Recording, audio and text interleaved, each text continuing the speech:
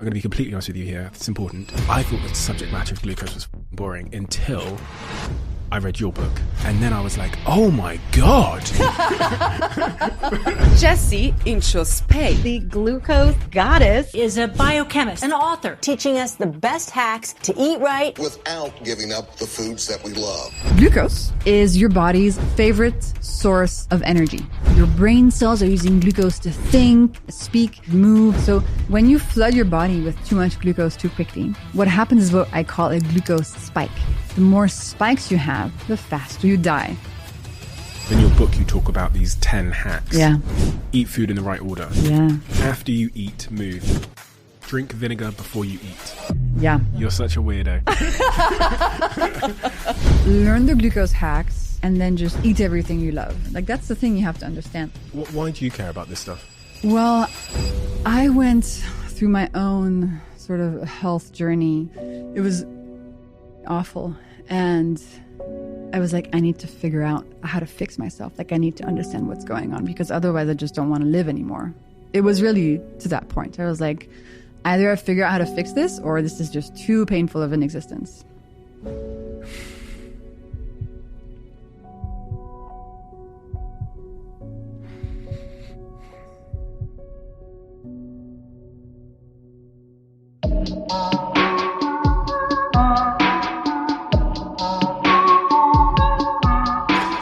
Jessie.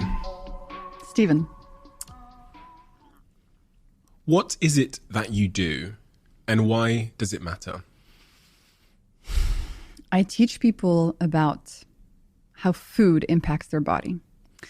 And it matters because most of us are unknowingly eating in a way that causes many of the symptoms that we suffer from on a daily basis. So it matters because once people understand how their dietary habits are impacting them, and once they make change, their whole universe upgrades. All of the things that they thought were just who they were, you know, the poor energy, the cravings, the acne, the bad sleep, the hormonal issues, all of a sudden they can vanish. And so they kind of reconnect with their true selves once they're past all of those symptoms. Why do you care about this stuff? Many different reasons. One is a personal story.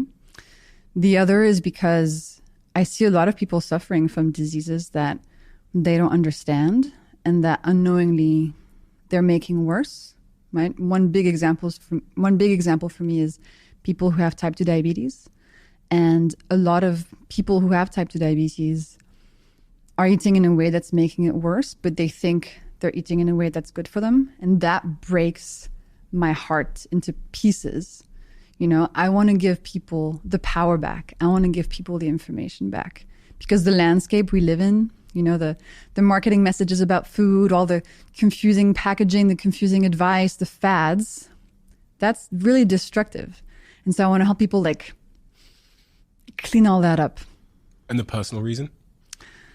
Well, I went through my own sort of health journey that got me to a point where I realized that health is the most important thing in the world. And if you don't have that, you really don't have much. And I mean, we can go into some detail into this since I guess we have some time. And I don't usually go into detail about this topic. I've sort of learned to, you know, brush over it and just give the short version. I'm not interested in the short version. Okay. Long version. So I grew up super healthy, happy kid, no health issues. Nobody in my family had any health issues. It was very, you know, easy. And then I'm 19 years old and I'm just, you know, becoming a teenager. I'm at the peak of this kind of phase where I really want to be cool and I really want to show that like I'm a badass, you know? And so I'm on vacation with some friends in Hawaii, of all places. And it's 4 of us, my current best girlfriend and 2 guy friends. And we go into the jungle just for a hike. And the 2 guy friends who are like super fit guys decide to jump off this waterfall, this like 30 foot waterfall. And they're like, Jessie, you should do it too. And so I was terrified and I did not want to do it, but I really wanted to be cool. I really wanted to be like, I don't care. Like, I can do whatever. Yeah, I'm not scared. So I decided to also jump off the waterfall. Spoiler alert, it was not a good idea. So I'm at the top of the rocks and I'm looking down and I'm like, oh my God. And my two friends are down there and they're like, they tell me to land in the water really straight. They say, just make your body like a stick and make sure your feet touch the water first. And as I'm in the air, as soon as I leap off the edge of the cliff, of course, when you're falling, you get that sensation in your stomach. They're like, and I feel that and I just freak out. Like, I am terrified. And so midair, instead of landing really nice and straight, I kind of like try to stop the fall. So I sort of bend my knees a little bit, but like we're talking a really small change. And as soon as my tailbone hits the water, I feel a huge pain in my back, like a really intense pain. And so I go into the water, I come back out and I'm like swearing. I'm like, fuck, ow, ow, ow, ow, ow, ow. And my friends are like, oh my God, what's happening? So I managed to climb out of the water, of the pool, and I'm in so much pain, but there's nothing visible on my body. There's no blood, there's no bruising. My back looks normal. So I'm like, I don't know what happened. I'm in so much pain. They're like, okay, well, let's walk back to the car. Don't know what happened. So I walk back a mile in the jungle, with what I ended up learning was a broken back, which was super dangerous. Yeah. The adrenaline, everything was just pumping and allowing me to do that. 24 hours go by. I don't know what's happening. I'm at home with my parents. I'm like, I don't know. I'm in so much pain, but you couldn't see anything on my body. So it was like, I know. So I decided to just sleep it off. The next day I wake up, I'm like, I know. Next day I wake up, I'm still in a lot of pain. So I get taken to a osteopath or I don't know, a chiropractor or something. And he sees me arrive and he puts like a finger on my back and I like, ow, ow. He's like, no, you have to go to the hospital. So 24 hours later, I get to the hospital. They finally do a scan and they say, yeah, one of your vertebrae is in 13 pieces. You need to not move anymore. Here's a corset. You're not allowed to move until it gets fixed. Because if you move, if one of the pieces of your vertebrae like dislodges a little bit, it could rupture your spinal cord and then you're paralyzed. So I was like, okay. I spent 2 weeks at home in the house in Hawaii. We're trying to figure out where to get surgery. So I'm just in bed. I'm not allowed to move, basically, just to go to the bathroom. End up being flown back to Europe on like a medical plane to a clinic in Zurich, an amazing place. Once I get there, another week of waiting until the surgery arrives. So at this point, I'm 3 weeks in, 3 weeks with a broken back, terrified about what's going to happen. I haven't been able to move my body, haven't been able to move any stress from my body. I'm like really not okay. They're giving me painkillers. Like the whole thing is intense. You can't move your body for what, two weeks or so? 3 weeks before the surgery. I was not allowed to move. I had to stay in bed because of the risk. As we were figuring out what to do, as my parents were like, okay, is she going to get surgery in LA, in Zurich? Like, you have to figure out, because then I had to stay in the hospital after the surgery. So it's a real decision of like, where are you going to have the operation? And so I'm in the clinic in Zurich and this doctor comes up to me. He's like, okay, so listen, this is what's going to happen. We're going to open your body from the side. We're going to take some organs out, clean up the vertebrae, close the side, flip you over, open from the back, open the spine, put a metal cage in, put the broken bones back in, drill 6 3-inch nails into your spine, and then put some rods, and then we'll close you back. Oh, by the way, there's a risk we're going to perforate a lung, but hopefully, it won't happen. I was like, what the fuck? Thank you. Yeah. So anyway, all this to say that I was really, really, really, really, really, really scared of dying. It was fucking awful. And I was like, if I wake up on the other side of this, I will be filled with gratitude for the rest of my life. That was the feeling. So anyway, surgery happens. I wake up and instead of gratitude, I start feeling a humongous amount of pain, like 100x the amount of pain from the actual break in my back. My entire body is on fire. All of my legs are just inflamed like crazy. They're giving me sleeping pills and shit. I'm having the craziest nightmares. A nurse comes into my room every 3 hours to inject, opioids in my leg. I mean, it's just fucking nightmare, like total nightmare. I can't move at all because if I move my body, the scars feel like they're going to rip open. I lose like 20 pounds in 10 days. I haven't eaten anything. I don't eat anything for like 2 weeks. Anyway, so horrible physical stuff. But the good news is the physical bit actually heals. Like in 3 months, I'm totally fine. No more pain, feeling strong, exercising again, no problem. But then the real problem starts happening.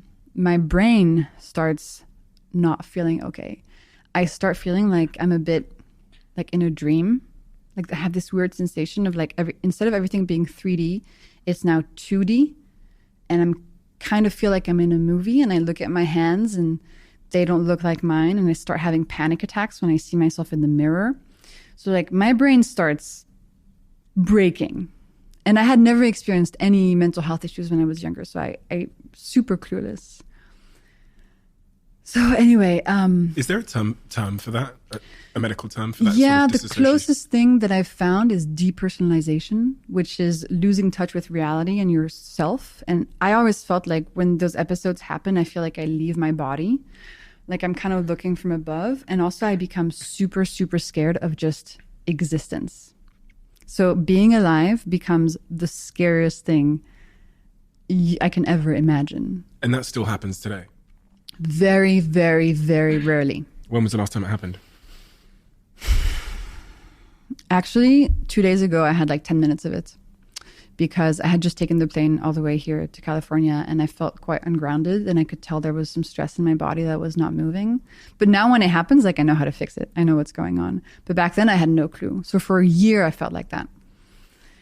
Super clueless. And I didn't understand what in my surroundings or in how I was living was making it better or worse. I was completely clueless. I was like, I have this horrible thing happening to me. Nobody understands it. I feel crazy, but I also feel like, shit, this might be the rest of my life. Like this might just be my life now. This immense pain and terror at just existing. So out of all this nightmare emerges a very clear thought in my head, which is if you don't have your health, you have nothing. Like it's health first. Like this is the number one most important thing in life. And bear in mind, I'm 19 years old, which is kind of a young age to have that realization. And Steven, I was like, I need to figure out how to fix myself. Like I need to understand what's going on because otherwise I just don't want to live anymore. It was really to that point. I was like, either I figure out how to fix this or this is just too painful of an existence. Isn't it such a shame that it requires often a traumatic event where our health is tested or we realize the fallibility of it? Is that the right word? Yeah. For us to start thinking and caring about it. I think about this all the time. You know, one of the most pivotal shifts in my life occurred during the pandemic where I vicariously saw the entire world struggling. And one of the factors that exacerbated that struggle or increased your chances of being susceptible to the illness was your health. And I watched vicariously from this lockdown apartment in the north of England through the TV screens as all of these people were being rushed to hospital, etc. And it was the moment that the wake-up call I needed. I didn't need something to fail in my health. I needed to watch the world struggle because of health for me to go, oh my God, okay, so my health is my first foundation. It's not the business. It's not this. It's not my dog, my cat, my girlfriend, whatever. Because if you remove my health, I lose everything.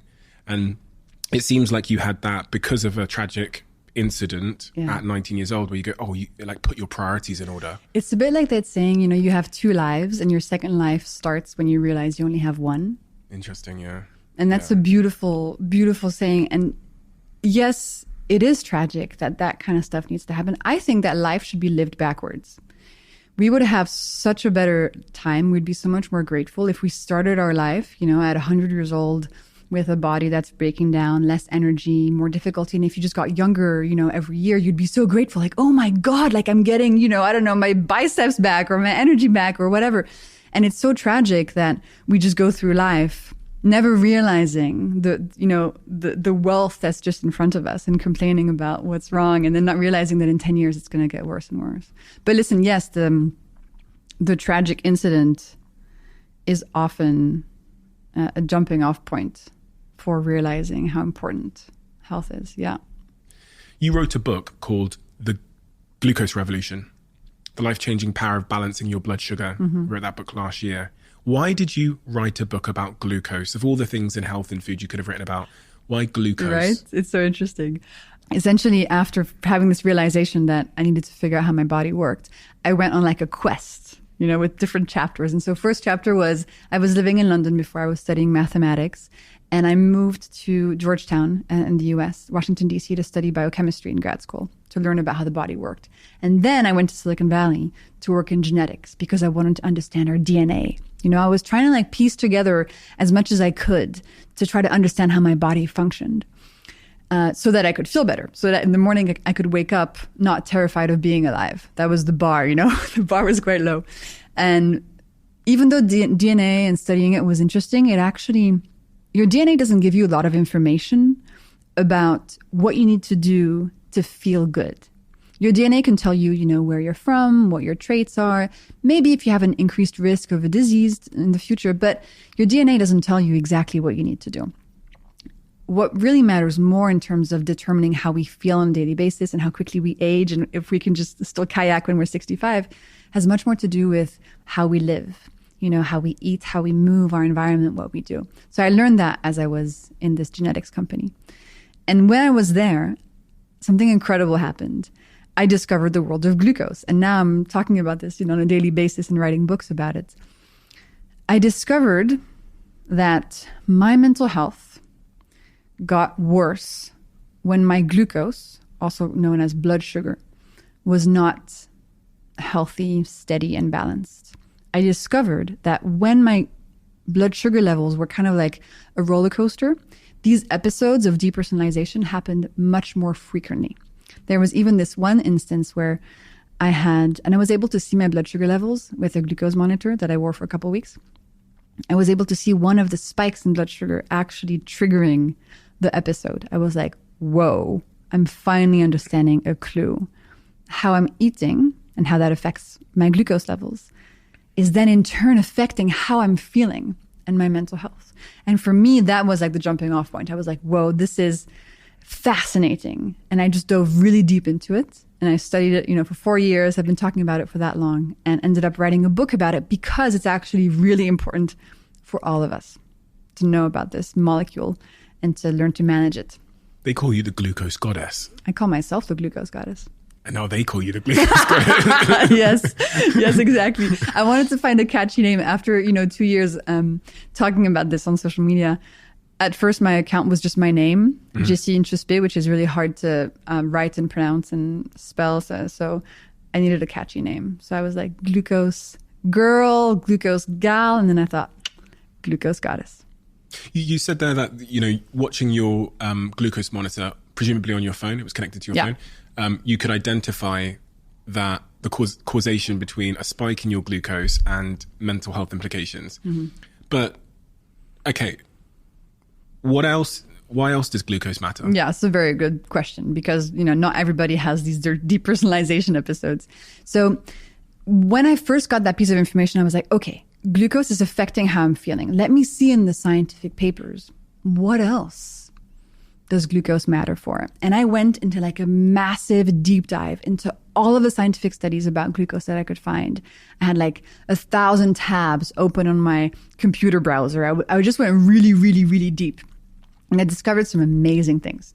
So first, I discovered that I was not alone. That most people who don't have diabetes still experience these blood sugar spikes, potentially on a daily basis, without knowing it.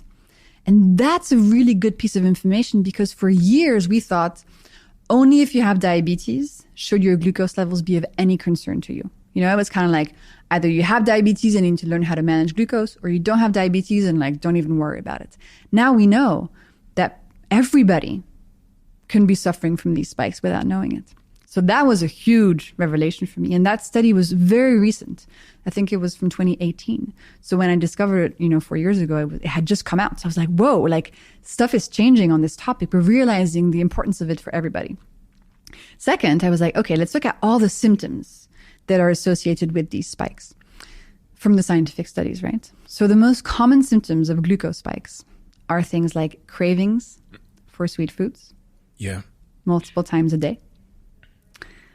You looked at me as if you know that I have that problem, and you're right. But you should have just said it. I don't like it being indirected. No, I was just curious. Like, no, you were looking at me because you knew, too? and it's fine. You probably heard me talk about the sweet drawer in my house that I used to have. It's gone now, but none of us are perfect, Jessie. I'm not perfect either. When you say cravings, does that kind of explain why when I have one cookie, I don't have cookies these days. I'm a changed man. But say I were to have one cookie, why I then want another cookie? Yes. But sometimes I'll get into I'm a changed man.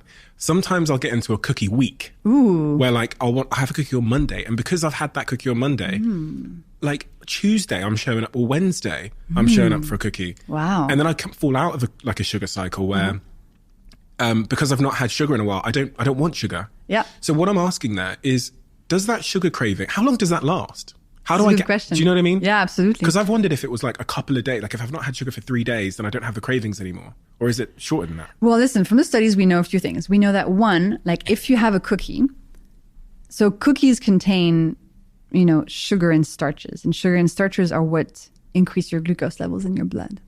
So when you have a cookie, up, glucose spike, okay?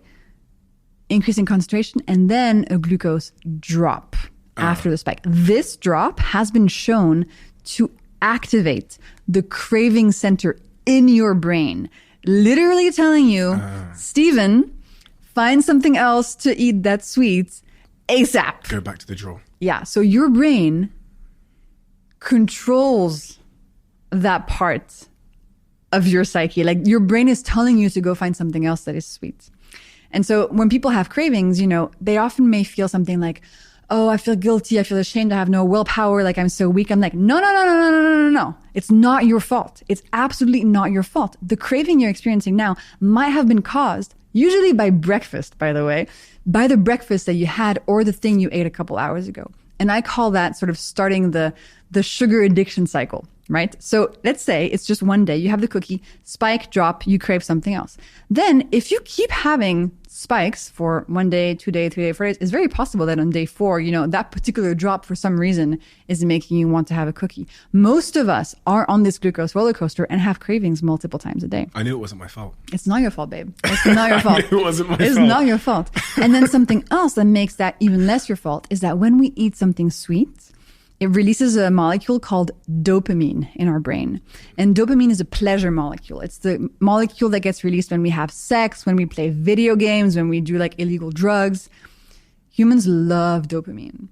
And so when you eat sugar or something sweet, it's a really easy way to get a hit. And dopamine is addictive. So you have those two things happening that definitely, when you cut out sugar completely, you realize those cravings go away because you no longer have the spikes and the dopamine addiction going on.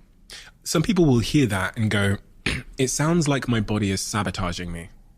Do you see what I mean? It's 'cause that's kind of how Absolutely. And that breaks my heart. Your body just wants you to stay alive. Like your body is not sabotaging you. But unfortunately, when we don't realize that the way we're eating is causing some of these symptoms, we might feel like our body is fighting us.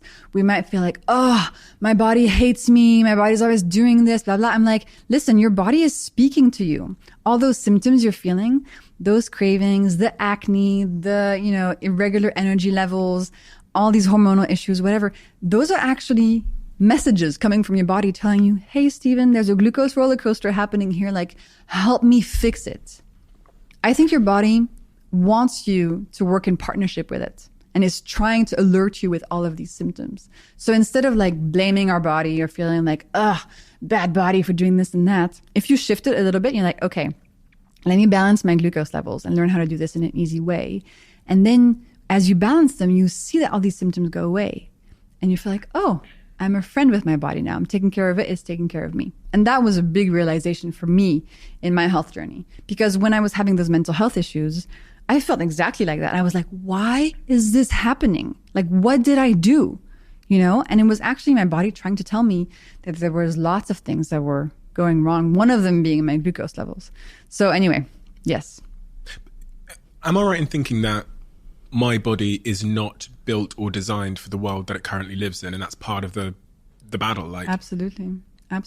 Because just if you look at, for example, glucose levels, right? Like The way nature intended us to consume glucose was in plants, right? And when we consumed something sweet, it was usually in a piece of fruit. But pieces of fruit back in the day when nature created them, they were much smaller, much less sweet. They had way more seeds and fiber in them. So it didn't create that big of a glucose spike. But human beings, because of this desire for sweetness and pleasure, have been breeding plants and fruit to be extra sweet, extra juicy. So the bananas and the oranges you see today are not natural at all. They're the result of millennia of breeding. A little bit like how we took gray wolves and we bred them into chihuahuas for fun. Basically, chihuahuas are not like natural animals, right? They're the result of breeding. We did the same thing for a lot of pieces of fruit. And then humans were like, how can we make this go even further? How about we extract the sugar from the fruit, get rid of all that fiber and water stuff, and concentrate it into table sugar? And then how about we put that in drinks and make like sodas or fruit juice, you know? So as human beings, we've created a food landscape that is 100% causing all these glucose spikes. And my philosophy today is not get rid of sugar, don't eat sugar anymore. I'm more like, okay, sugar is everywhere. We love it. It gives us pleasure. Let's learn to eat it in a way that doesn't cause these spikes and doesn't harm our physical and mental health so much. We're going to get into exactly how to do that. I want to go a little bit back upstream. We were talking about the symptoms. Absolutely. So you've covered the cravings. Mm-hmm. Give me some of the short and the long-term symptoms of the glucose roller coaster. And then I want to know what glucose is, because that's probably a better place to start. No, I think symptoms is cool because most people will recognize a lot of these in their own lives. So cravings is the most common one. Then unsteady energy levels. So feeling tired throughout the day, maybe you have chronic fatigue, maybe you need a lot of coffee to get through the day, you know, maybe playing with your kids is exhausting, picking up the groceries is exhausting, just like you're tired. You know, you're eating, but you're tired. Very common symptom. And we'll get into why that happens maybe in a bit. Those are the two most common short-term ones. Then... What about memory? That's a good question. So the more glucose spikes you have, the more the neurons in your brain are going to work like less well. So one of the most common symptoms of glucose spikes on the brain is actually brain fog. Okay. So feeling like you can't really remember stuff too well. Everything's a little bit blurry. That's basically your neurons not being able to communicate as quickly as they usually do. And it's often felt as brain fog. But then there's a huge link between glucose and long-term brain problems like dementia and Alzheimer's.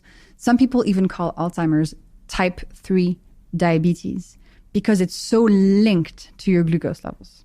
So the brain, if you want your brain to be in optimal top shape, steadying your glucose levels is really key. What if I want to sleep like a baby? Yeah, absolutely also. So the more spikes you have, the less restful and deep your sleep will be. So if you want to sleep like a baby, absolutely.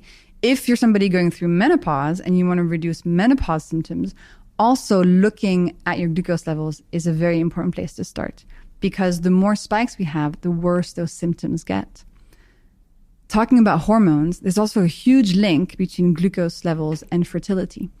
So in females today, you know, there's more and more rates of infertility. There's something called polycystic ovarian syndrome, which is more and more common. That also is extremely linked to your glucose levels. And again, the first place to look if you want to fix your hormones is balancing your glucose. Other stuff, and there's a lot of symptoms here because glucose affects every single system in the body. So there's not a single disease or condition that doesn't get better when you balance your glucose levels, essentially. But I'll go into a few more examples. Skin.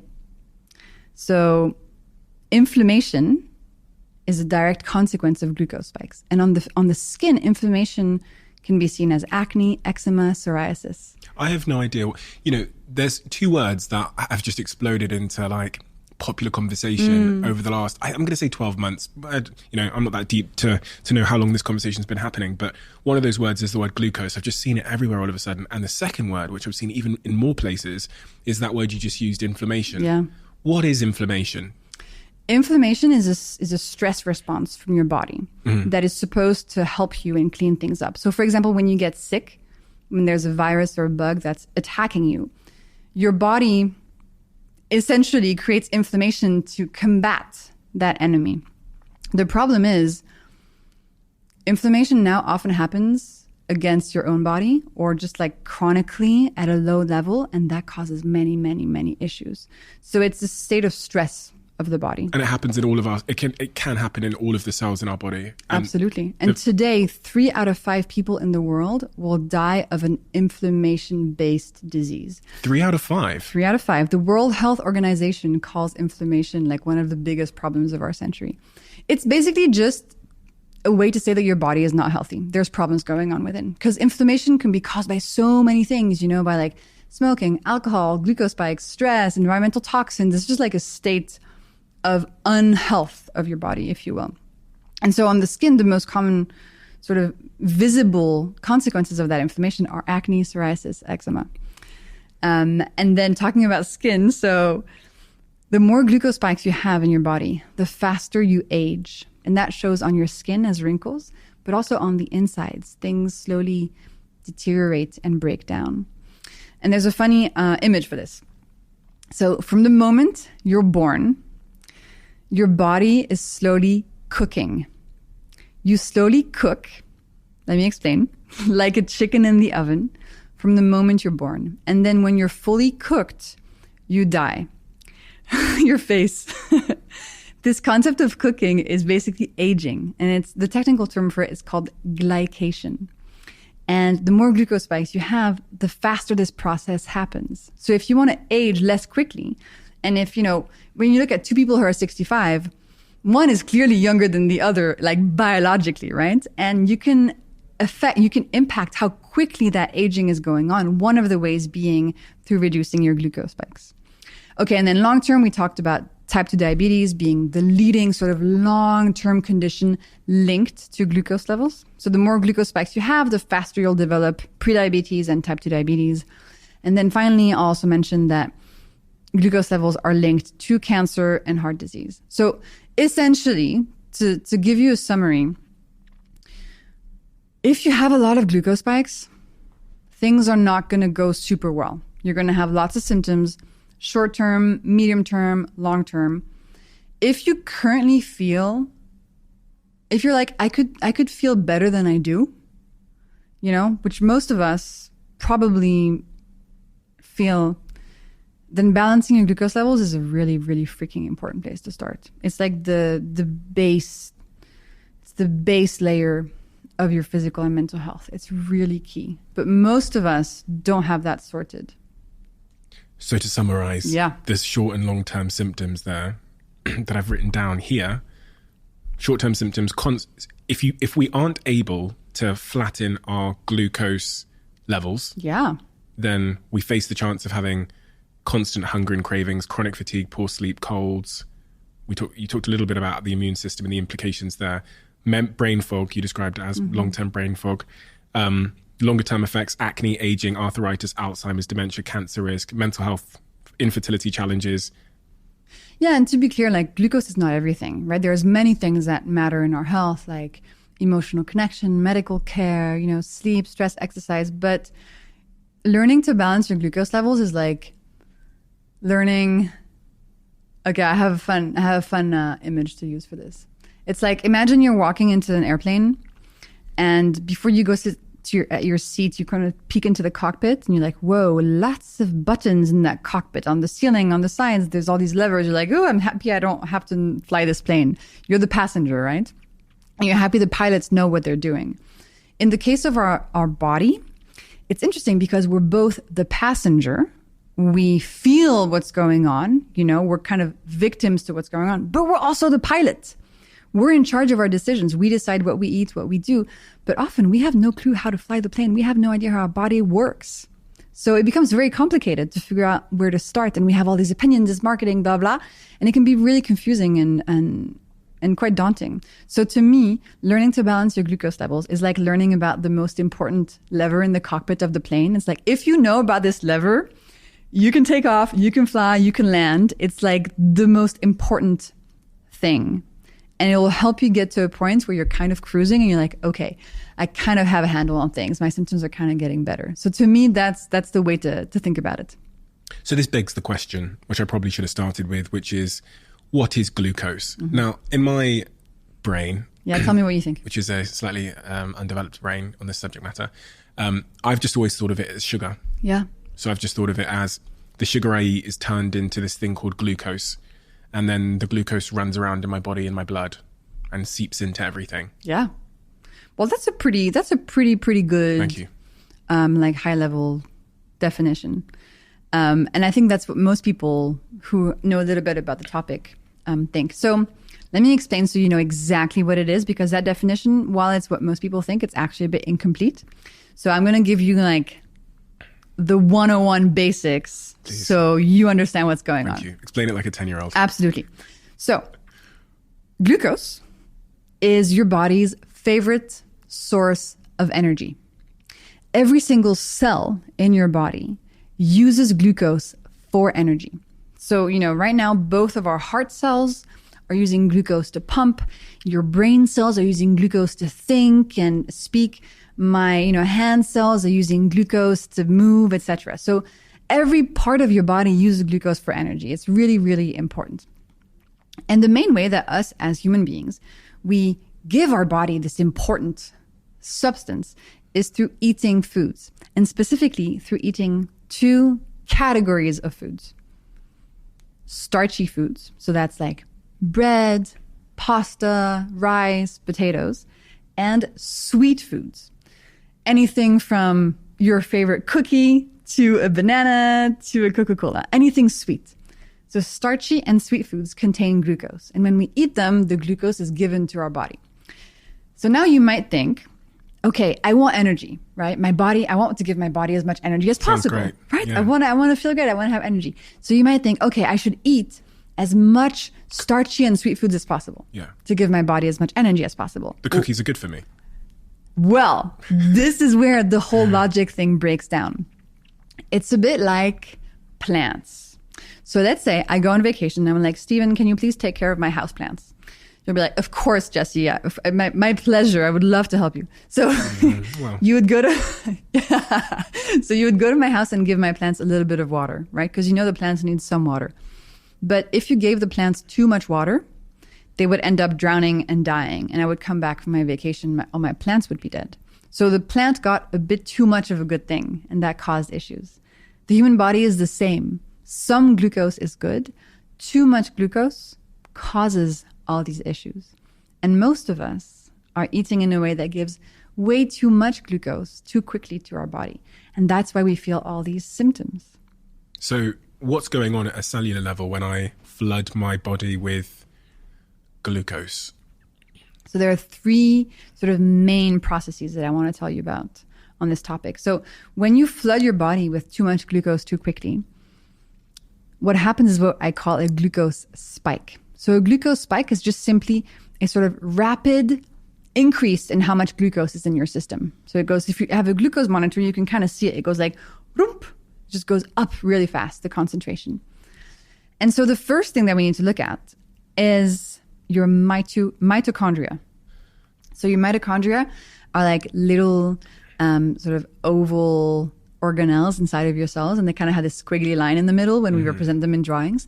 These mitochondria are in charge of turning glucose into energy. They're super freaking important. They take the glucose from the food and they do some magic and outputs energy. So you can do stuff like, I don't know, walk, run, think, whatever. So when a glucose spike happens, all of that glucose heads straight to the mitochondria because that's where it gets processed, right? And your mitochondria, unfortunately, while they like a steady influx of glucose, during a spike, when you give them way too much glucose way too quickly, they kind of like shut down. They're like, TMI, I cannot, too much information, like I can't deal with this. They sort of go on strike. They get stressed out and they kind of break down. So that's a real problem because you just ate all this food because you were like, I want to give my body energy, right? Sugar in the morning, energy.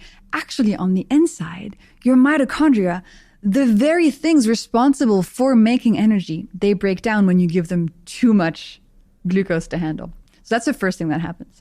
And when your mitochondria break down, it increases how much stress there is in your body. And it increases that thing we talked about, inflammation, which is not good and creates a lot of like terrain for a lot of diseases to happen. So that's the first thing that happened. Glucose spikes, mitochondria break down, and you get tired. Not good. Second thing that happens is this thing called glycation that I explained, which is aging. The more spikes you have, the more glycation happens quickly, the faster you age. On the outside with your wrinkles, but also on the inside.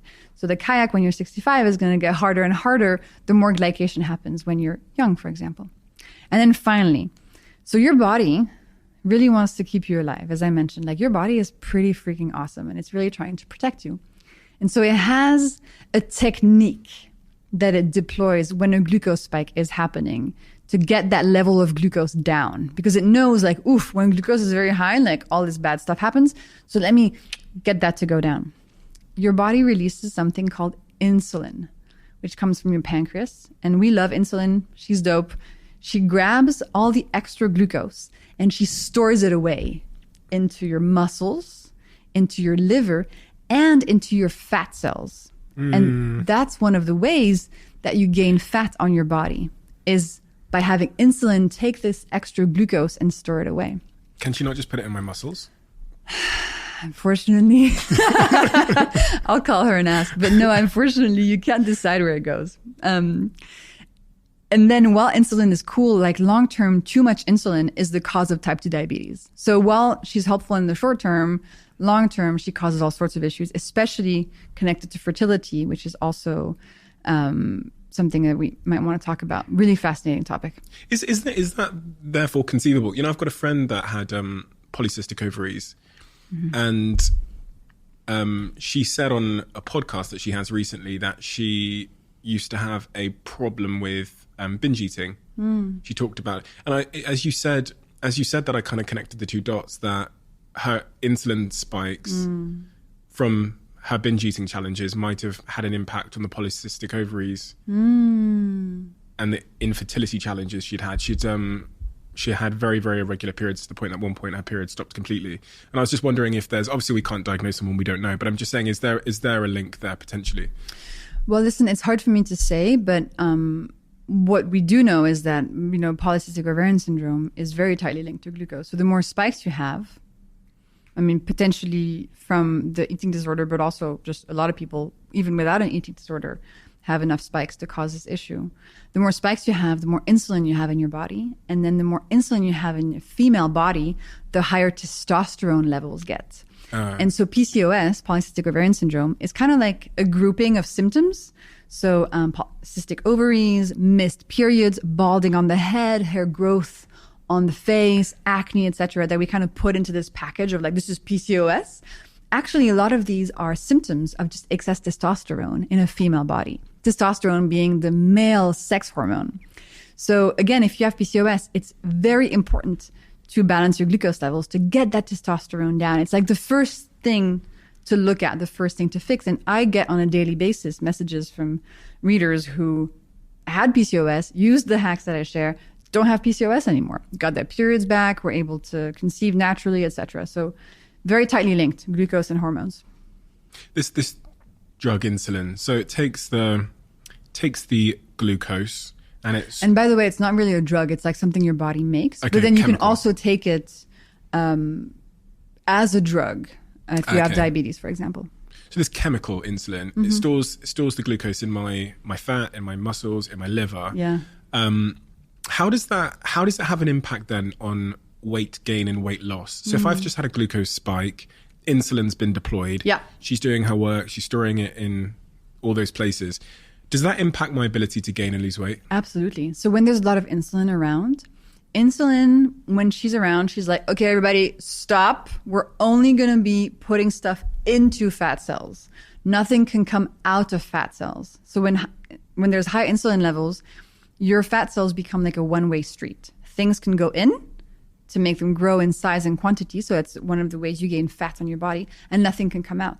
And when people say like, I want to lose fat on my body, what they're really saying is, I want to empty my fat cells so that, you know, my waist size reduces at the same time. So yes, the more insulin, the harder it is to actually lose any fat.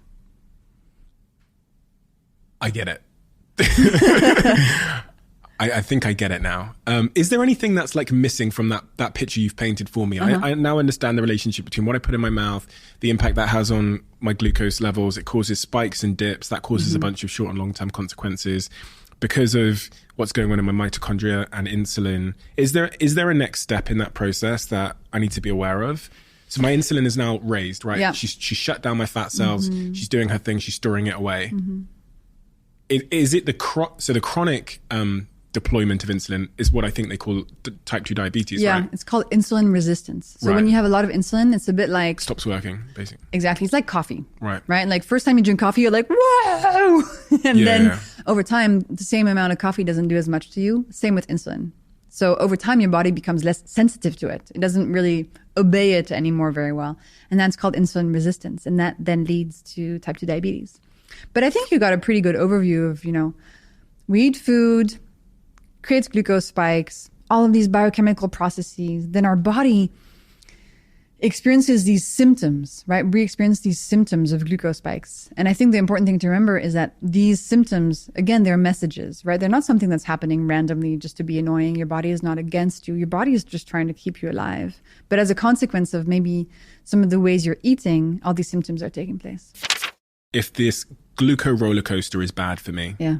the spikes and the crashes, how does one flatten the glucose curve? In your book, you talk about these 10 hacks. Yeah. Can we go through some of these hacks to... But for sure, I think that's the most important, really, because... So hack one, Hack one, yeah. eat food in the right order. Yeah. What did you mean by that? So to give some context, like all the hacks in my books, they are just summaries of scientific studies. So when I was going really deep into all the science, I found, all these symptoms and conditions linked to spikes. And I found also these amazing ways we could still eat everything we loved, but without creating these spikes, right? So still eating everything you love, but reducing any symptoms or any problems you might be having physically or mentally. Okay, so eat your food in the right order.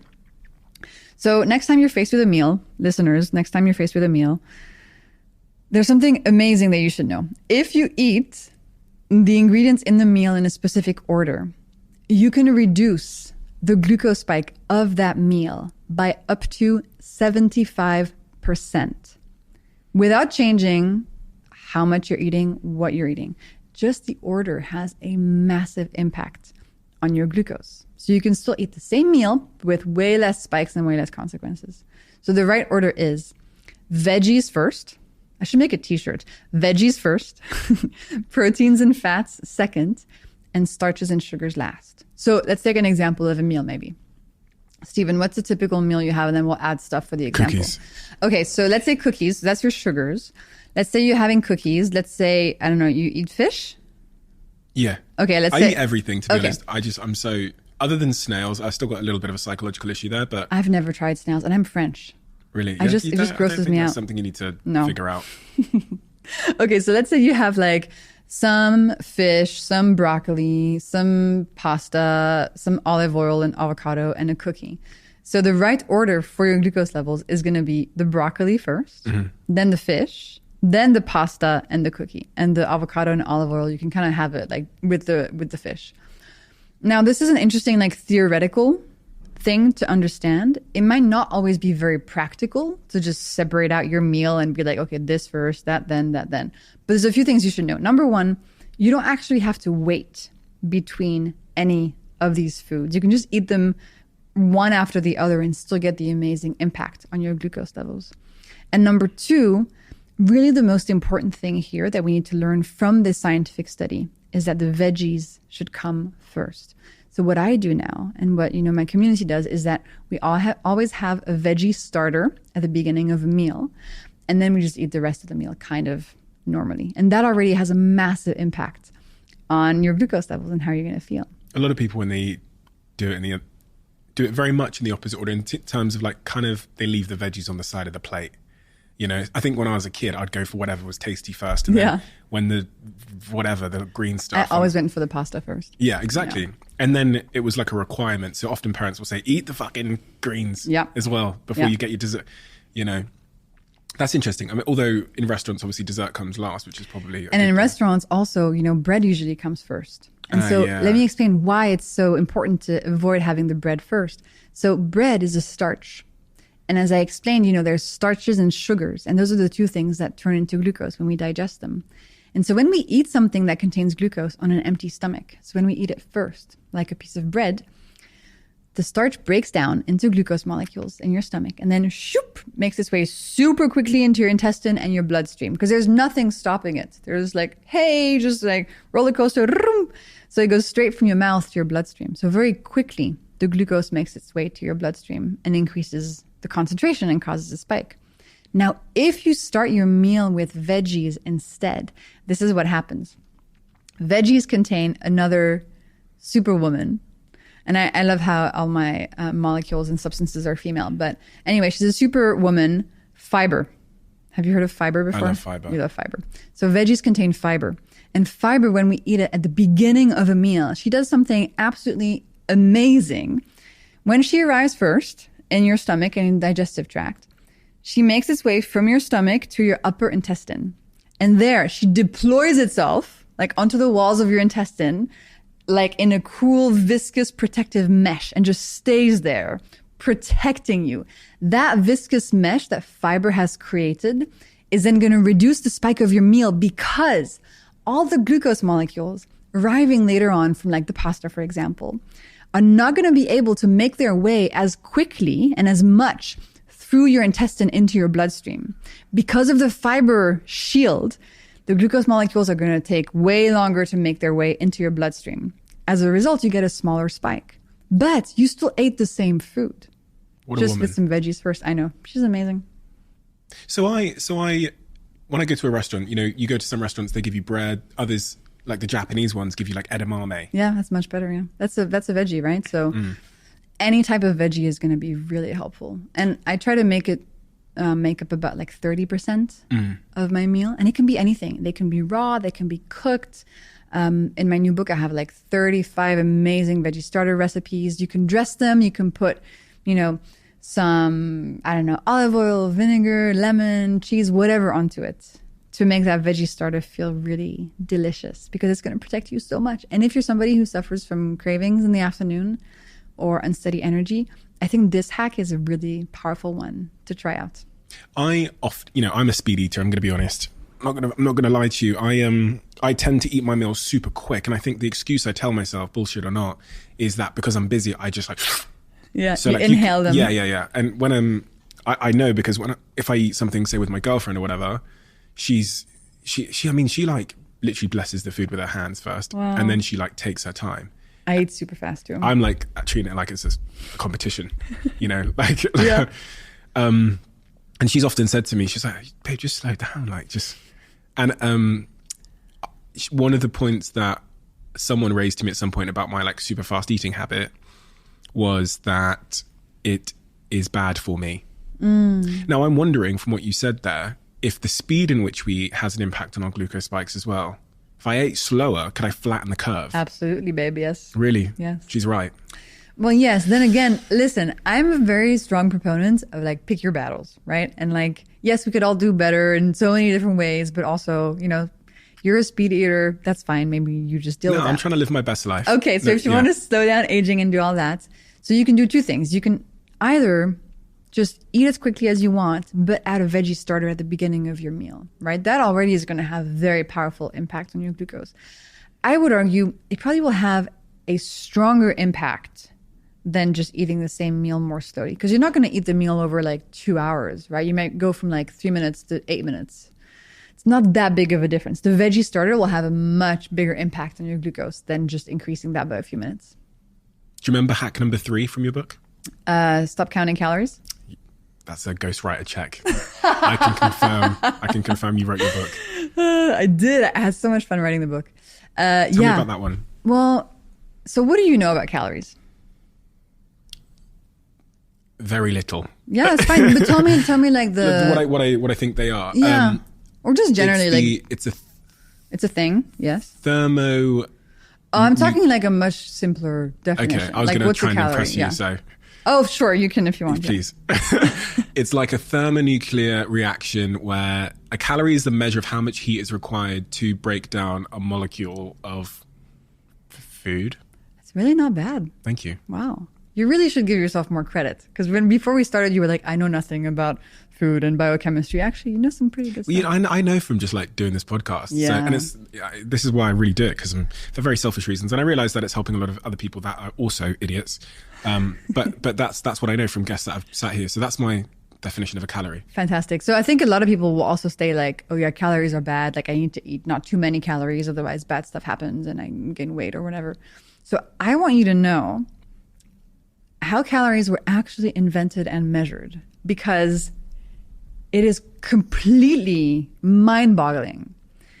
So the way that scientists first started measuring the calories in a food is the following. Okay, so let's use our imagination here. The scientists, they took a box, okay, and they put a food in that box. Let's say that cookie.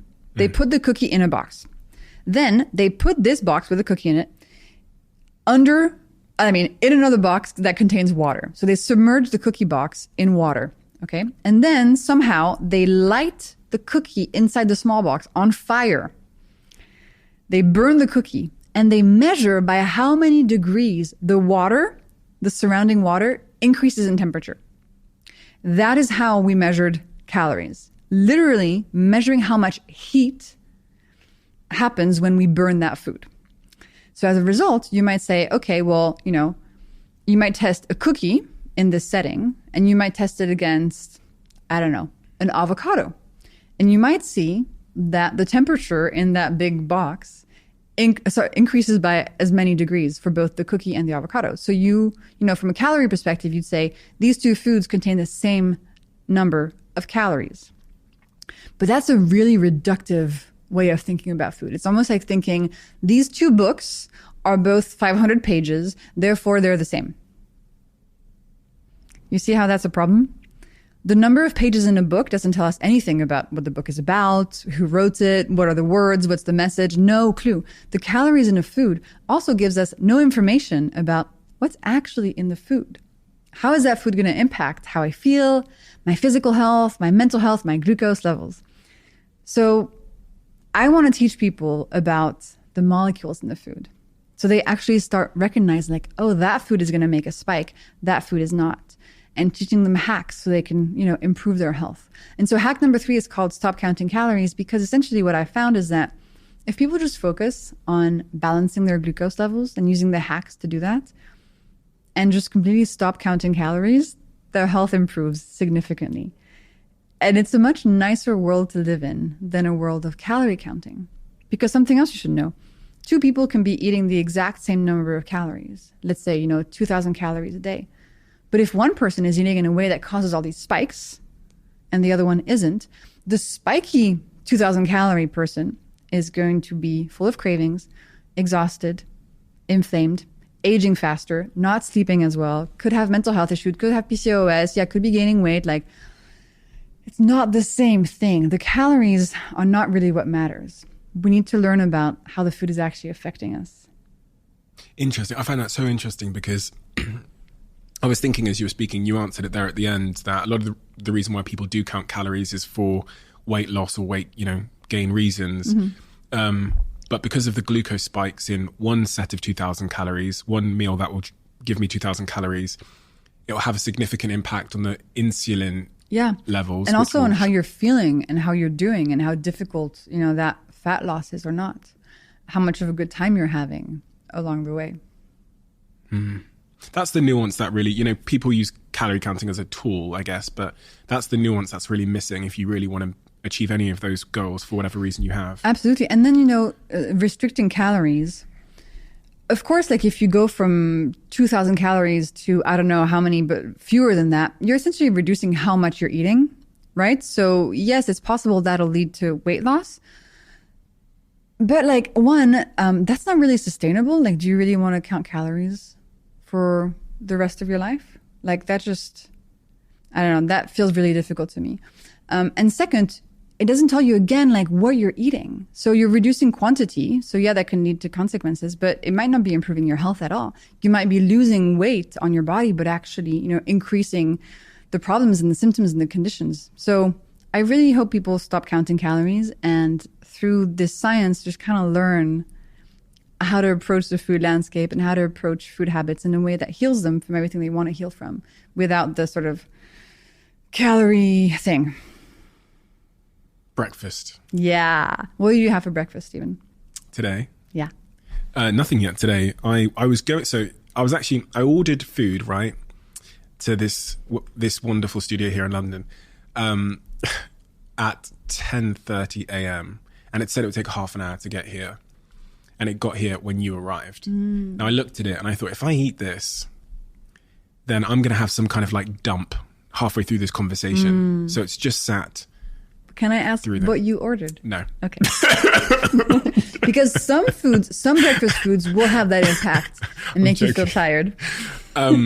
So I ordered a breakfast wrap. So it's got like eggs, avocados, bacon in it. And it's like a gluten-free wrap thing. And I was looking at it thinking, because of this bread, I think the bread is probably going to make me have a dump. And I don't ever want to have like a energy dump halfway through a conversation. I don't want to fall asleep. That's rude. That would be, yeah. Midway through the conversation. So I've not eaten yet.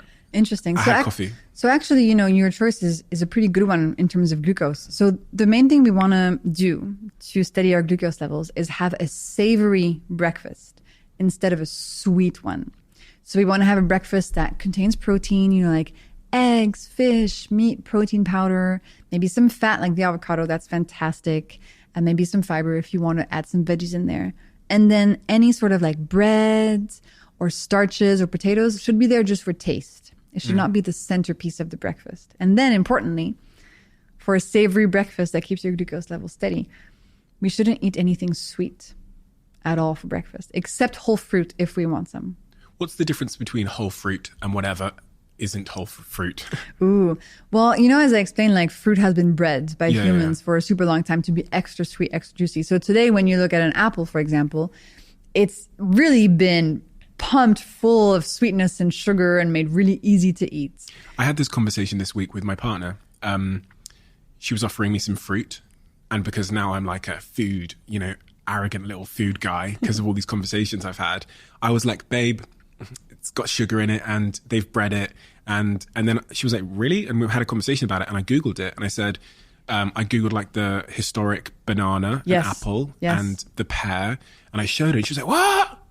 Because they obviously, the fruit we have today is so bright and big. Absolutely. So like and easy to eat. Yeah, exactly. You peel it, but and then I showed her some of these pictures of these old bananas and they're like tiny and they're like full of seeds and stuff. Full of seeds and tiny and actually quite tart. You know? Wouldn't eat, you wouldn't really eat that many of them. No, you wouldn't want to, yeah. And so even though fruit has been bred for a super long time to be extra sweet, if you want to eat something sweet, it's still the best thing to eat because of the fiber that fruit contains. And as I explained, fiber is protective. In whole fruit. In whole fruit. So now here's the thing. While a piece of whole fruit is the best thing to eat if you want to eat something sweet, the problem starts when we denature that piece of whole fruit. When we blend it, when we juice it, when we dry it, when we puree it, so many different things. So let's take, for example, when you juice a piece of fruit. Juicing is essentially taking away all the fiber, getting rid of all the fiber. The fiber is like the hard stuff, the pulp and everything that's left over. So if you juice like an apple, you're just taking all the sugar from the apple, putting it in water, and getting rid of all the protective fiber.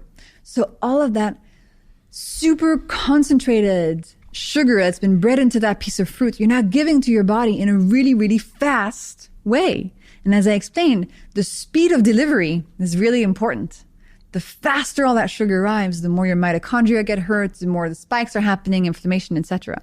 And so when you drink apple juice, you're essentially drinking like the amount of sugar in 2 already pretty bred apples and drinking it in a few seconds. And so your body is experiencing a massive spike.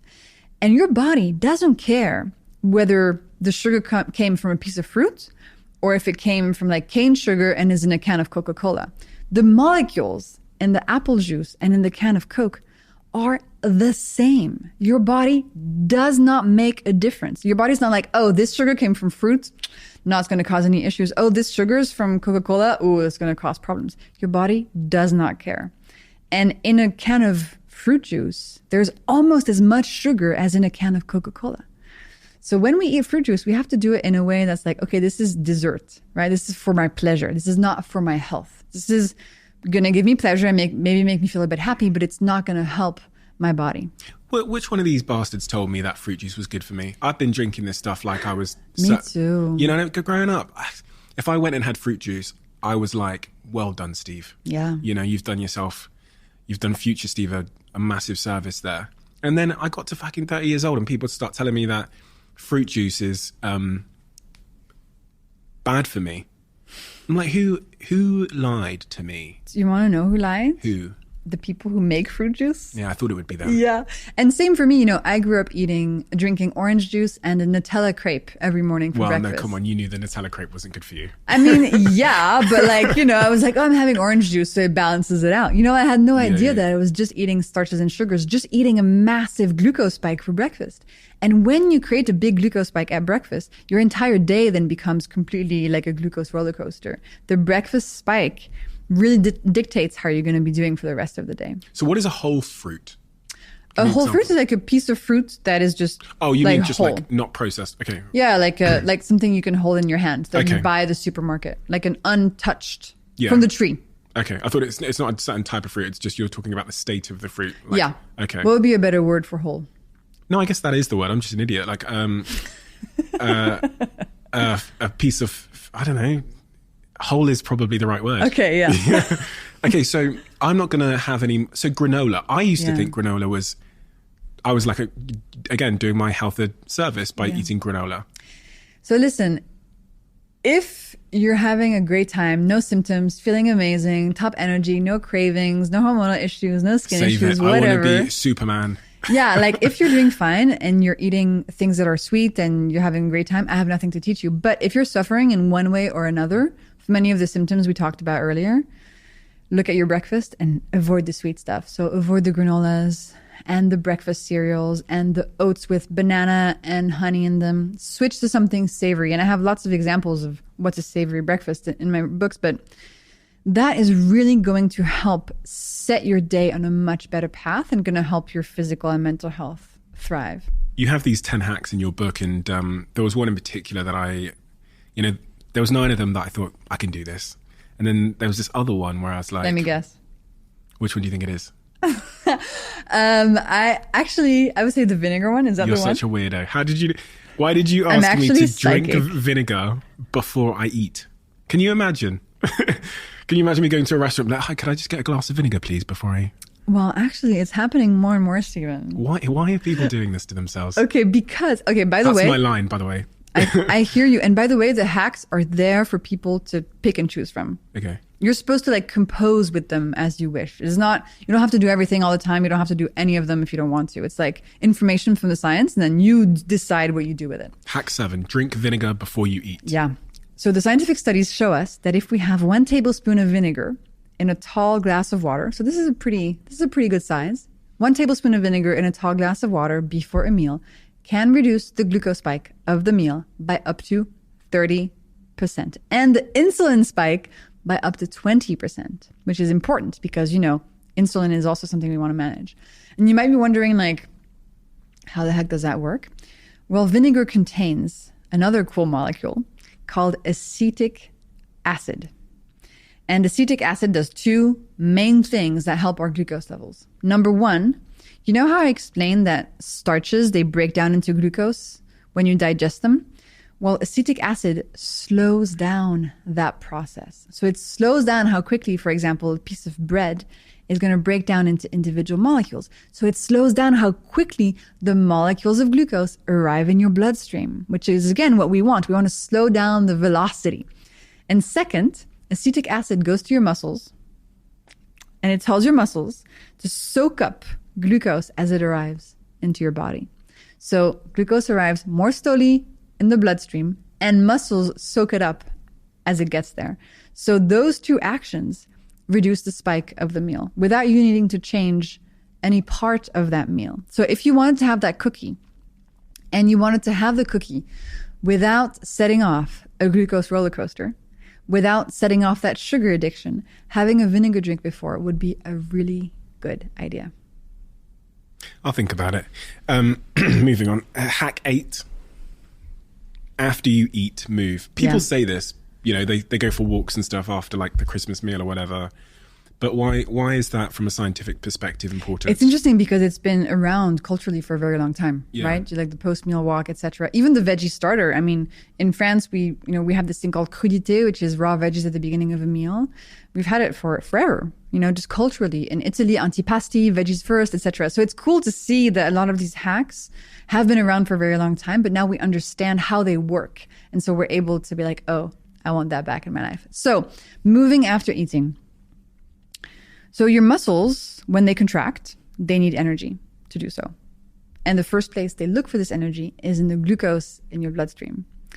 So we can use that to our advantage. The more a muscle is contracting, the more glucose it needs. So if we use our muscles for 10 minutes after a meal, some of the glucose from that meal will make its way to your muscles instead of just standing there and creating a spike.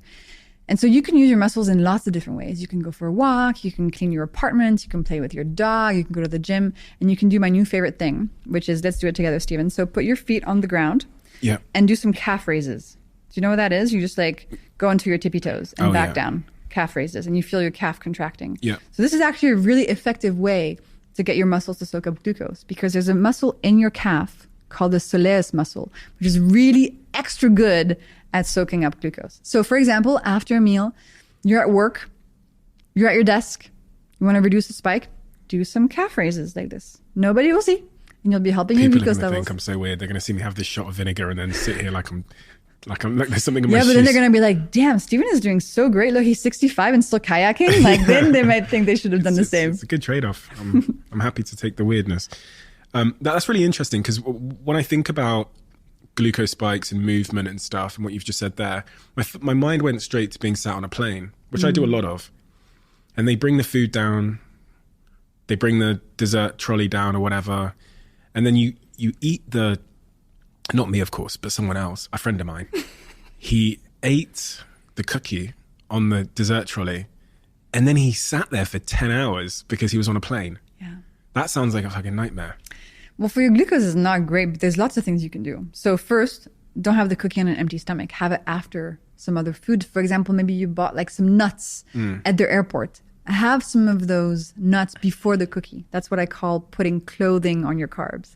And then you can do some calf raises in a plane, right? Shot of vinegar. You can do the vinegar. Don't do it as a shot. Make sure you dilute it. It's better for your teeth. Okay. Generally, do you have a hypothesis or an idea or a system for when you travel and what you eat? Yes. If I'm traveling, I always make sure I have a really, really good savory breakfast, even if I'm not hungry, before I leave for the plane. So I have like my favorite 2-egg omelet with feta and tomatoes. It's my favorite thing to make. What is your general, walk me through your food. Earlier on I was watching your some of your interviews, and the most replayed part of one of your interviews was you describing what you ate. No way. Yes. It was an hour and a half long interview, and at the very, very end of it, the interviewer asked you what you ate on a daily basis. Wow. And that was the highest spike in the replay time. So I thought, clearly that's what people want to know at home right now. Interesting. So in an idyllic Jessie day. Okay. So my favorite 2-egg omelets for breakfast. Give me timings as well. Oh, wow. Phew. I mean, that depends. My days change so much. I don't know, like... On an idyllic day, based on the science, if you were being Superwoman. Okay, I'm just going to take a shot in the dark here. I wake up at 7:45, have breakfast at 8:15, 2-egg omelets with feta and tomatoes. And then that makes me feel pretty good and full until lunch. At lunch, I usually will have like a big ass salad. So like maybe some spinach, quinoa, everything mixed together. I could put some vinegar dressing in there to reduce the spike. Salmon, avocado, cheese, like a nice big, like yummy thing. Then inevitably inevitably in the afternoon, I want to eat something sweet because I love sugar. Like, that's the thing you have to understand. Like, I love sweet foods. And that's one of the reasons that I figured out all these hacks. Because I was like, I need to reduce my spikes because I want my mental health to improve, but I don't want to give up my chocolate cake. Like, that's just not happening. So anyway, inevitably in the afternoon, I'm like, time for some sweet foods. So I'll do lots of hacks around that. I'll do the vinegar hack before the chocolate cake. I'll also do another hack we haven't spoken about yet called putting clothing on your carbs. And so that means when you're eating starches and sugars, add some protein, fat, or fiber to them. So for example, I have the chocolate cake with some Greek yogurt, which is actually a freaking delicious combo as well. So I'll do that, and then I'll go for a walk. Or I'll go to the gym, or I'll use my muscles. So I'm getting all the pleasure from the cake with less of an impact. And then in the evening is usually when I have more time to have like a more like longer meal. So I'll do veggie starter, some nice whatever proteins and pasta afterwards. And then usually I don't really want anything sweet after dinner because I've had the sweet thing in the afternoon. That would be my, common food habits. But then today, for example, I woke up at 5:45 because I had this shoot to go to in the morning before coming here. And so I just grabbed some ham from my fridge and I have it in my bag now. And I just started munching on some ham in the morning because, again, a protein-centric breakfast is really key to making sure you have lots of energy all day. And I wanted to come here and have a lot of energy, So I was like, I need to be really good about my savory breakfast today. So I just had that. So going back then to my breakfast today. Yeah. Ahead of doing this podcast, these podcasts sometimes last, 2 hours, 3 hours, whatever it might be. What should I be eating in your view to stay high energy, to stay focused, et cetera, and what should I not be eating? So you should definitely avoid granola, okay. Anything sweet, right? You want to think about, protein at breakfast. So actually your breakfast wrap was pretty good, I would say, because it has eggs, it has avocado, it has, some fats, some protein. That's pretty good. And as long as the wrap is not like a huge amount of bread, you're fine, because it's fine to have bread or starches in the morning for taste. So to me, that would feel like a really good option. And if you do get tired after eating something like that, maybe you're having a bit too much food. That can also be a thing. So maybe have half and you should feel pretty good. Okay, that's good to know. I always wonder. And then, a lot of people, they're sad to give up their sweet breakfast foods. And here's another hack you can use.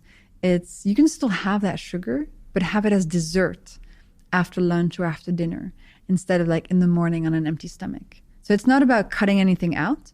It's about learning to place the foods and organize them in a way that keeps your glucose levels steady so that you don't kick off the cravings roller coaster where you feel so controlled by all the sugar and the food around you. You're very, very good at simplifying things, but also making them both accessible and not intimidating. And that word intimidating is one that I've come to learn is quite prevalent when people are listening to food conversations. Yeah. They feel like, oh my God, it's a lot. And because there's so much, they don't really take anything simple and actionable into their lives. Yeah. So if you were to try and summarize the message you're trying to spread into maybe like a sentence or two that someone can embrace as a philosophy for their dietary choices and their eating habits, what exactly would that be? I think it would be learn the glucose hacks and then just eat everything you love. These hacks, I hope they become, and this is kind of my mission, I hope they become as well known as drink water, brush your teeth. That's kind of the vibe I'm going for. These are fundamental scientific principles that can really help you break free and fast track you to feeling so much better. And they will help you cut through all the noise and the marketing, etc., because it's really about how your body functions on like a biochemical level. So sorry, that was more than one sentence, but no, that's you great. Get it. And how are you feeling now? You've obviously been on a health journey of your own, but where do you find yourself today? Man, I am so grateful today because, for example, I'm on this trip now and I'm staying in an Airbnb by myself for 10 days. Here in London? I'm alone. And back in the day, when I was 19, I broke my back. I couldn't spend 20 minutes alone. I would have a panic attack.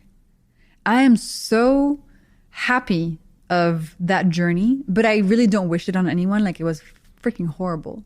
But now I'm like, I did it. I healed. I went through this stuff. I understand my body. And now I just want to make sure that I share this information with as many people as I possibly can. And that's what really excites me. So I'm doing very well. Thank you for asking, Steven. Are there any sort of misconceptions about food or, glucose or dietary behaviors that we might have missed today? I want to make sure we've really covered it off, Yeah. Is there anything that you think we might have missed? So we talked about calories, which is really important. We talked about fruit.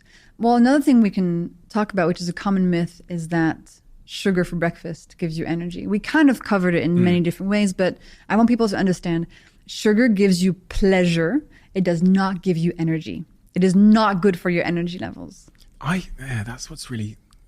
That's a paradigm shift for me, because I would have thought that having something sugary before doing like this podcast would make me like da-da-da-da-da-da-da. So that da-da-da-da-da-da, that's not energy, that's dopamine. Okay. And even though it feels good for a little while, then you crash and then you want more. It's actually not unlocking like deep biological energy and stamina. It's just making you da-da-da-da. And by the way, sometimes you want the da-da-da-da. Yeah. Like if you're writing something and you're just like, I need some da-da-da, just to eat that cookie, Sometimes we need to use it to our advantage, that dopamine hit. But long term, it's not what's going to be helpful for you. And if you did that thing every time you recorded a podcast, after a few months, you'd feel really chronically tired and you'd be like, okay, this is not working anymore, because your mitochondria would have suffered so much on the inside. Interesting. I have this box in front of me. On the front of it says the Diary of a CEO conversation cards. I'm so excited. On the back, it says vulnerability is the door to connection. This is a new tradition. We've taken all of the questions that were ever written in the Diary of a CEO and we've turned them into these cards. And on the front of the card, you can see a question like this, written by the person, and then it says the name of the person that wrote it, and on the back you can see the person that answered it if you scan this QR code. These are available at thediary.com. I need to get this. This is very cool. The reason why we've done this is because I've come to notice and learn that there's a certain type of question you can ask somebody, and if you have the patience to let them speak, that unlocks a level of vulnerability which is connective for humans. So that's why it says vulnerability is the door to connection, because after I do these podcast conversations with people, especially when we're talking about like real life story centric stuff, I just feel so connected to them. Like we become like best friends in 2 hours, and then we have an ongoing relationship. And I have that with nearly all of the guests that have been on this podcast that have really opened up with me. So we want people to be able to do that at home. I have 4 cards here that I've picked from the deck. I think there's about 60 or 70 cards in the full deck, which is available online. And I've picked 4 here. So I'm going to slide these over to you. I'm so excited. Why are you so excited? Were my questions not exciting?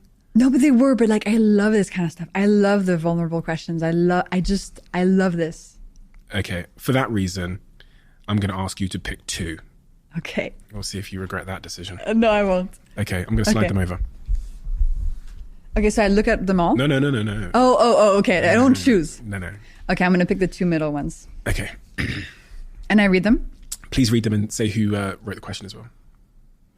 What is one thing you regret not saying to somebody, and why didn't you say it? Who wrote that question? Nick Jones. He's the founder of Soho House. Yeah. Ooh, this is an interesting one that's coming to me. And I still have time to say it, so that's good. I wish I had spent more time talking to the surgeon that operated on me. And I wish I had thanked him for, first of all, like how great of a job he did on me, but also just how much love and care he put into my scars. They're really thin and beautiful, and they were sewn like from the inside. And the side scar, it's gonna make me cry.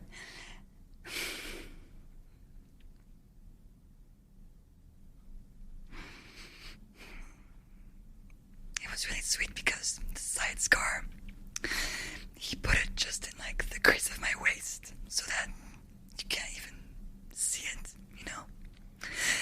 and it was just such a sweet touch that he did. And so I guess I could write him a letter. But and that's something that I have every day in my body, and just it was really cool that he did that. So I'm going to write him a letter. This doesn't make me want to do it because he's still around and alive. So I love it. So yeah, not too late. Okay, second question. Tell me something you have never told anyone before. Oh my God. I'm such an open book. It's tough. Something I've never told anyone before.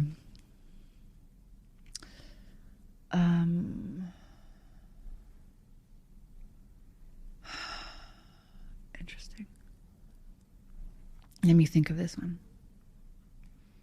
Gary Neville asked this question. Is that how you say his name? Yeah. Well, yesterday I spoke to my dad on the phone and he seemed sad. And that made me sad. And I just want him to be happy.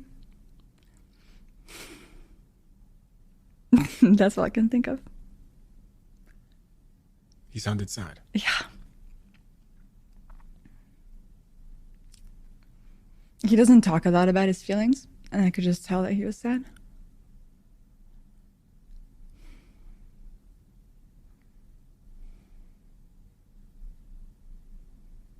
How could you tell? I think just in the tone of the voice, you know, and he was in Paris and he thought I was there too. And so he wanted to see me and I was like, oh, I'm not in Paris right now. And I could just tell that he would have really liked to see me. And so that made me sad that I was, you know, not there. You have a suspicion why he's sad, don't you? Like a deeper suspicion. Yeah, I think life is a little bit rough on him right now. And I think a combination of lots of stuff. I'm not sure. Like nothing acute. More like a chronic, like kind of feeling. And I just wish I could like wave a magic wand and make sure everybody I love is happy all the time, but you can't.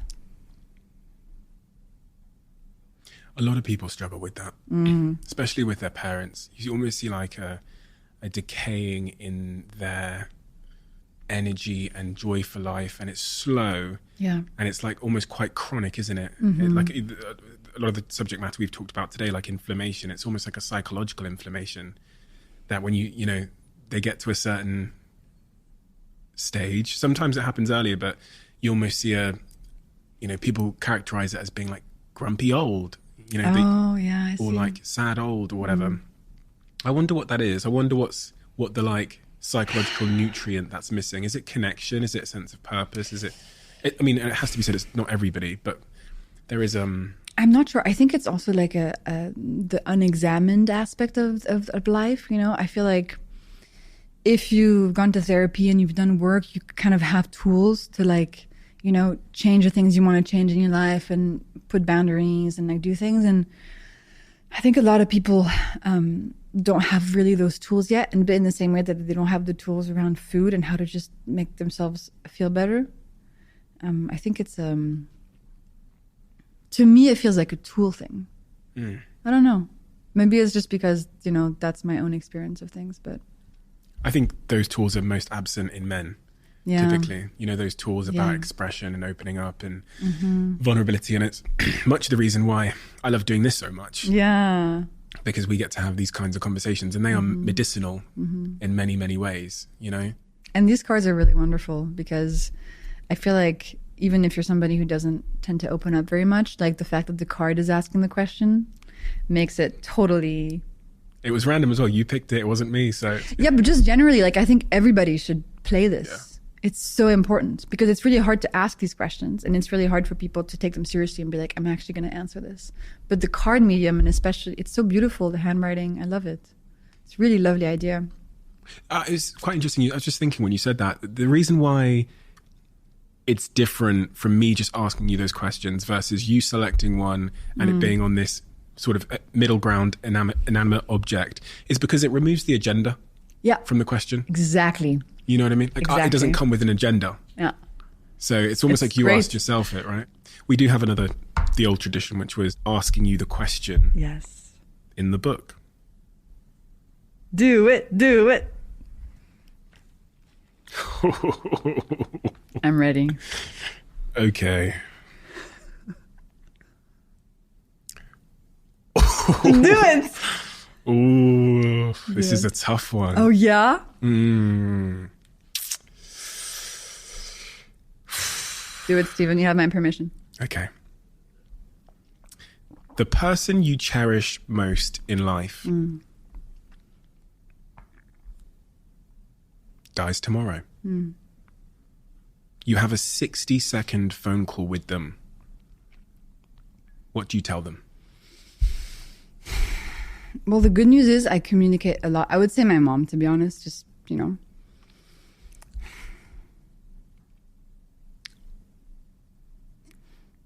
I would say, I'm going to cry again.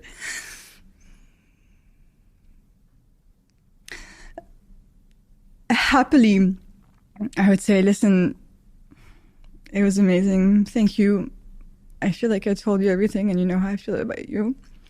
And, it's really sad, but it would be sad if it weren't sad. That's what I would say.